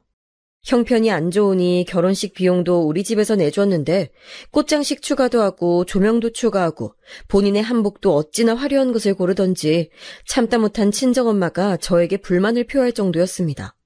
오빠들 3명을 결혼시키며 이미 결혼식 경험이 많았던 엄마에게 시어머니의 저런 거칠애는 쓸데없는 거였죠. 그런 엄마를 중간에서 중재하느라 어찌나 힘들었는지 몰라요. 한복 고를 때가 절정이었는데 시어머니는 본인이 신부 엄마의 한복 색깔인 분홍색을 입겠다고 고집하며 심지어 머리에 옛날에 왕비들이 쓰던 왕관 아시나요? 그걸 쓰겠다고 해서 한복집 사장님이 고개를 절레절레 흔들었습니다. 남편이 중간에서 뜯어말리고 제발 그만하라고 해서 겨우 진정시켰지만 이 일로 친정엄마는 시어머니를 좋게 보지 않게 되었어요. 시어머니는 저에게 심지어 성형수술을 권하셨는데 저는 장난인 줄 알고 웃으며 넘겼더니 진지한 시어머니의 눈빛에 할 말을 잃었습니다. 한 번뿐인 결혼식이고 저도 당연히 신경이 쓰이긴 했지만 어째 시어머니는 저보다 더 결혼식에 진심이었어요. 신부인 저도 안 받는 피부 관리를 본인이 받았고 마사지까지 다니며 관리했습니다. 그런 시어머니를 보고 남편은 혀를 내두르며 자기 엄마지만 어릴 때부터 보이는 것에 너무 관심이 많다고 저한테 이해해달라고 했어요. 시어머니는 남편 몰래 자기 보톡스 주사를 맞게 해달라고 요구했는데 저는 그렇게 하면 시어머니와 가까워질 줄 알고 보톡스도 맞게 해주고 피부 관리와 전신 마사지까지 해드렸습니다. 시어머니는 제가 그렇게 하니까 좋아하며 저에게도 잘해주셨는데 그때까진 말투가 되게 상냥해서 저도 좋은 마음으로 해주고 점점 친해졌다고 생각했죠. 그런데 시어머니의 실체를 저는 결혼하고 알게 됐습니다. 저는 결혼하고 친정 부모님이 힘들게 살지 말라고 가게를 하나 열어주셨는데 제가 카페에서 일했으니 큰 카페를 하나 열어주셨어요. 2층짜리였고 직원도 고용해서 꽤 크게 운영했는데 매출이 생각보다 좋았습니다. 남편이 출근하고 혼자 집에 있으면 심심하니까 카페에 나가면 활기도 있고 손님들과 대화하는 것도 즐거웠어요. 시어머니는 혼자 집에 있으니 우리 카페에 종종 놀러 오셨는데 한 가지 꺼려졌던 점은 본인이 사장인 것처럼 행동했습니다. 친구들을 데려와서 같이 커피를 마시고 돈은 됐다고 하며 친구가 사장이라 좋지 말하더라고요. 굳이 거기 가서 어머님 사장은 저예요 하기에도 민망해서 그냥 넘겼습니다. 사실 저는 이 경우는 그럴 수도 있다고 생각했어요. 사람이면 누구나 본인이 잘난 것을 보여주고 싶어 하니까요. 그런데 제가 놀랐던 점은 시어머니는 그렇게 친구와 대화하며 즐겁게 웃다가 그 친구가 돌아가면 저에게 방금까지 웃으며 대화한 친구들을 욕했다는 거였습니다. 아니 처녀는 어릴 때부터 편하질 않아. 진짜 자기 자랑을 어찌나 하던지 들어주기가 싫어. 어우 짜증나. 못생긴 게 예쁜 척은 얼마나 하는지 알아? 보고 있으면 웃겨 죽겠어. 시어머니는 저렇게 모임이 있을 때마다 저에게 전화를 걸거나 직접 카페에 와서 친구들 욕을 그렇게 했습니다. 저는 시어머니가 나를 편하게 여기나 보다 생각하고 넘기려고 했는데 날이 갈수록 심해졌어요. 그래도 그때는 신혼이라 시어머니에게 그렇게 큰 신경을 쓰지 않았는데 남편과의 결혼 생활이 즐거웠기 때문입니다. 한 가지 문제가 있다면 남편과 저는 둘이 같이 살게 된 것이 너무 즐거워서 매일 야식을 먹었는데 그 야식이 문제였는지 저는 살이 찌기 시작했어요. 원래도 어려서부터 그렇게 마른 편은 아니었는데 남편을 만나려고 대학 때 죽어라 살을 뺀 거였잖아요. 완전히 저는 대학 신입생 때로 몸이 돌아가게 됐습니다. 자제하려고 해도 남편과 둘이 밤에 먹는 라면과 족발과 치킨은 끊을 수가 없었어요. 억울했던 것은 남편은 원래 몸 자체가 살이 찌지 않는 몸이라 저만 뚱뚱해지고 남편은 그대로였다는 거죠. 제가 살이 찌자 시어머니는 저에게 은근 살을 빼라고 요구하셨는데 중간에 사건이 하나 있었습니다. 시댁에 가서 저녁을 먹고 있었는데 제가 그날따라 배가 고파 시어머니 음식도 맛있게 먹었어요. 시어머니가 음식을 잘하시는 편은 아니라 보통은 잘 안 먹는 편인데 그날따라 이상하게 배가 너무 고프더라고요. 그러다 남편이 본인은 배부르다고 밥을 남기길래 제가 아깝다며 남편의 밥그릇을 가져가 먹으려고 했는데 그 순간 시어머니가 제 손에 들려있던 밥그릇을 가져갔습니다. 너무 순식간에 일어난 일이라 민망하기도 하고 진짜 아까워서 저는 말을 꺼냈어요. 어머니, 그 밥 제가 먹을게요. 남기면 아깝잖아요. 음식물 쓰레기만 늘어나요. 이거 먹으면 너 더 살쪄. 관리 안 하니? 어째 볼 때마다 살이 찐 것 같아. 아유, 관리도 필요해. 남들이 보면 뭐라 한다. 시어머니는 특유의 고상한 말투로 저에게 저렇게 말했는데 순간 얼굴이 확 빨개지며 민망하더라고요. 아무 말도 못하고 숟가락을 내려놨는데 남편이 옆에서 도대체 엄마는 왜 그러냐고 하며 저를 데리고 시댁을 나왔습니다. 남편은 저에게 워낙 시어머니가 남들 시선을 신경 쓰는 사람이니까 그냥 무시하라고 했는데 저는 마음의 상처가 지워지지 않았어요. 그렇게 한 달 정도가 지나자 시어머니가 또 친구를 데리고 카페로 왔습니다. 예전엔 저도 살갑게 다가갔는데 이젠 그러고 싶지 않아서 가만히 있었더니 시어머니는 아무렇지 않게 저를 대하며 커피 2잔을 시키시더라고요. 직원을 시켜 가져다 주라고 하고 아무것도 서비스로 주지 않자 시어머니는 친구를 금방 보내고 저에게 말했습니다. 아가, 저번에 미안했다. 이제 화 풀어. 사과하는 어른한테 밉게 말할 성격은 아니라 알겠다고 대답하고 화를 풀게 됐어요. 친정엄마는 늘 저에게 며느리가 먼저 다가가면 시어머니가 좋아할 거라고, 저에게 혼자 사는 시어머니가 신경 쓰인다고, 자주 찾아뵙고 용돈도 많이 드리라고 하셨습니다.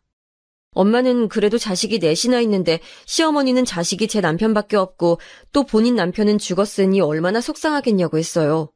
엄마 친구 중에 숙자 이모가 남편을 잃고 혼자 너무 외로워했다고 저에게 시어머니를 최대한 많이 챙기라고 하셨어요. 엄마처럼 가게를 나며 사회생활을 하는 것도 아니니 제가 이해하라고 하셨죠. 엄마 말을 듣고 나니까 또 짠해져서 시어머니를 찾아가서 용돈을 주면 그렇게 좋아하는 모습에 저도 잘해야지 생각했습니다.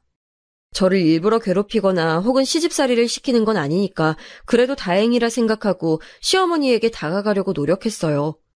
그러다 저는 첫 임신을 하게 됐는데 임신하니까 입덧이 먹는 입덧으로 왔습니다. 유독 배가 불러서 이상하다고 생각했는데 병원에 갔더니 글쎄 쌍둥이라는 거예요. 남편 집안에 쌍둥이가 있어서 설마 했는데 진짜로 쌍둥이를 가져서 얼마나 놀랐는지 모르겠습니다. 쌍둥이란 소리를 듣고 부모님은 크게 기뻐하셨고 이미 손주도 많지만 딸의 아이는 처음이라고 출산을 기다리셨어요. 저는 토하는 입덧은 전혀 없었는데 먹는 것으로 입덧이와 몸무게가 많이 늘었습니다. 남편은 그래도 괜찮다고 저에게 먹고 싶은 게 있냐 물어보고 한밤중에도 제가 먹고 싶어하면 나가서 빵이나 과일을 구해왔어요. 시어머니는 저를 볼 때마다 표정이 안 좋았지만 남편이 따로 단속했던 건지 제 앞에선 말로 대놓고 뭐라 하지 않았습니다. 물론 그렇다고 표정이나 눈빛을 숨기진 못했죠. 저는 최대한 무시하고 태교에 집중하려고 노력했습니다. 병원도 열심히 다니고 남편과 클래식 음악도 들으며 그렇게 임신기간이 지나고 출산을 하게 됐는데 무려 아들 쌍둥이였어요. 부모님은 우리 집안의 딸이 이렇게 귀하다고 저보고 수고했다고 말씀해 주셨고 산후조리를 잘해야 한다며 갈비도 최상급으로 많이 보내주셨습니다. 시어머니에게도 갈비를 보내줬는데 시어머니는 그걸 또 주위 사람들에게 자랑했더라고요. 엄마는 다른 건 몰라도 아이들 밥을 굶기는 일은 절대 없어야 한다고 저에게 용돈을 많이 보내주셨고 덕분에 여유롭게 아이들을 키울 수 있었습니다. 쌍둥이라 저 혼자 아이를 키우는 것은 도저히 무리라고 생각했는데 시어머니가 본인이 도와주겠다고 집으로 많이 오셨어요. 너무 감사해서 저는 엄마에게 받은 용돈을 시어머니에게 그대로 드렸고 시어머니는 돈을 받고 좋아하셨습니다.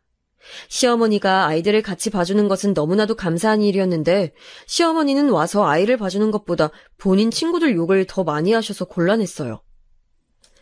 아니 그 순자 걔는 아들이 서울대 들어갔다고 6년째 자랑 중이야. 아유 그래봤자 그지면서 걔가 돈이 진짜 없거든. 명품도 가짜로 들고 다녀. 영이라는 애는 남편이 바람나서 이혼했어. 근데 그럴만하다? 걔가 성질이 너무 더러워. 어떤 남자가 그런 애를 감당하니? 걘 평생 혼자 살 팔자야. 아유 춘자는 그렇게 어릴 땐 예쁘더니 남자 복이 더럽게 없어. 집안이 잘 살면 뭐해. 그렇게 남자 복이 없어서. 차라리 그런 남편 만날 바엔 나처럼 그냥 남편 빨리 죽는 게 나아.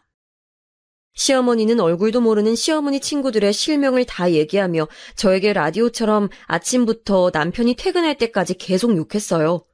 저는 안 그래도 쌍둥이를 돌보느라 힘든데 시어머니가 아이들을 보는 신용만 하고 자기 친구들을 욕하니 나중에는 그냥 우리 집에 오지 말았으면 싶었습니다. 그래서 남편을 시켜 육아 도우미를 고용했으니 시어머니가 그만 오셔도 된다고 했더니 또 뭐에 감정이 상했는지 한동안 우리 부부와 얘기하지도 않았어요. 제가 걱정돼서 남편에게 말하면 저러다 풀리니까 지금을 즐기라고 했는데 그래도 어른이니까 먼저 연락했더니 시어머니는 알겠다고 하고 또 그렇게 춘자와 영희 아주머니를 욕하기 시작했습니다. 저는 시어머니가 집에 있으니 심심해서 그런 것 같아 일부러 시어머니에게 용돈을 드려 밖을 나가게 했는데 다행히 친구들 모임이 있을 땐 저에게 연락하지 않더라고요. 어쩌다 우연히 아이들을 데리고 집 주변 백화점에 갔다가 시어머니를 본 적이 있습니다. 친구들과 즐거운 시간에 방해되지 않게 그냥 모른 척 지나가려고 최대한 얼굴을 가리고 지나가는데 저는 시어머니의 목소리를 듣고 깜짝 놀랐어요. 어찌나 교양 있게 말하던지 제가 준 돈으로 산 진주 목걸이를 걸고 호호 웃으며 친구들과 얘기하는 모습을 보고 웃겼습니다. 그런데 저는 시어머니가 그렇게 웃으며 대화하는 사람이 바로 춘자와 영희라는 것을 알고 너무 놀랐어요. 예, 춘자야. 영희가 아까 한 말 못 들었어? 시어머니는 특유의 상냥한 목소리로 친구들에게 말했는데 저한테 그렇게 매일 못년 저년 하며 쌍욕을 하더니 앞에서는 세상 사람 좋은 척을 하더라고요. 사람이 어떻게 저럴 수가 있는지 제 상식으로는 이해하지 못했습니다. 그래도 친구들과 만나면 저에게 연락하지 않으니 일부러 돈을 많이 주고 연락을 피하는 날이 늘어났어요. 시어머니는 모임이 끝나면 전화해서 친구들 욕을 했는데 아이를 보느라 바빴다고 연락을 피해도 매번 전화해서 저를 괴롭게 만들었습니다. 그래도 최대한 남편과 두 아들에게 집중하며 친정에도 놀러가고 대학 동기들을 만나며 시간을 보냈어요. 아이들이 커서 어느새 3살이 되었고 저는 카페를 접게 됐습니다. 육아하며 카페 한다는 게 쉽지 않아 내린 결정이었어요. 그래서 집에 있게 됐는데 제가 집에 있으니까 시어머니는 시도 때도 없이 찾아왔습니다. 저는 성격이 내성적이지 않고 사람 만나는 것을 좋아해서 주변에서 시어머니가 그렇게 찾아오면 어떡하냐고 걱정해도 최대한 긍정적으로 생각했어요. 그런데 시어머니는 역시나 우리 집을 찾아와서 친구들 욕을 하고 제가 일부러 밖에 나가자고 하면 또 괜찮다고 둘러댔습니다.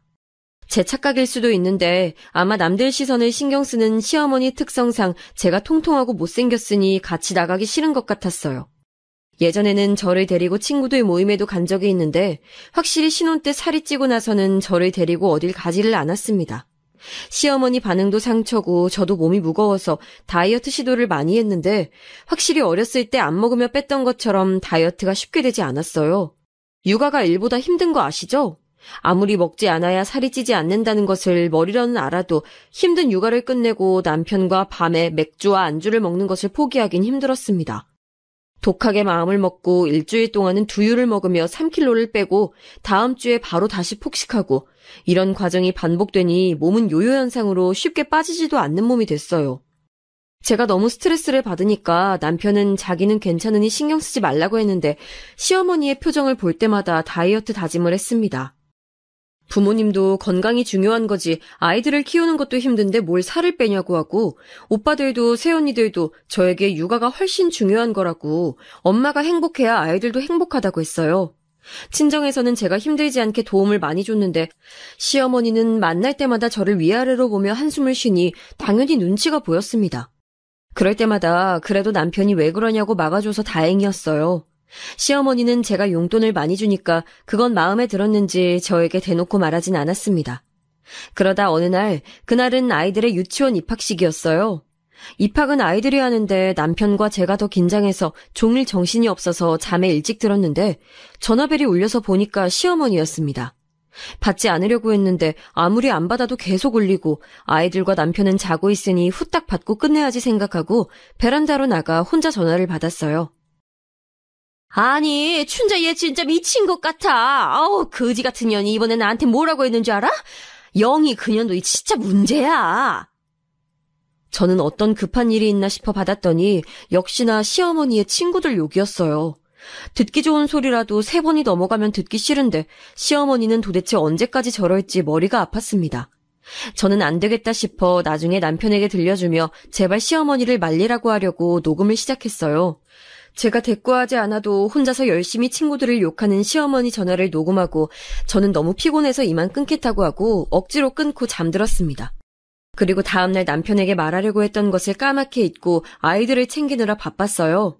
확실히 유치원에 들어가니 어린이집과 조금 달라서 적응하느라 어떻게 시간이 지나갔는지 모르겠습니다. 그 과정에서 시어머니의 연락도 고의가 아니라 진짜 정신이 없어서 받지 못했는데 시어머니는 본인을 무시한다고 화가 단단히 나셨어요.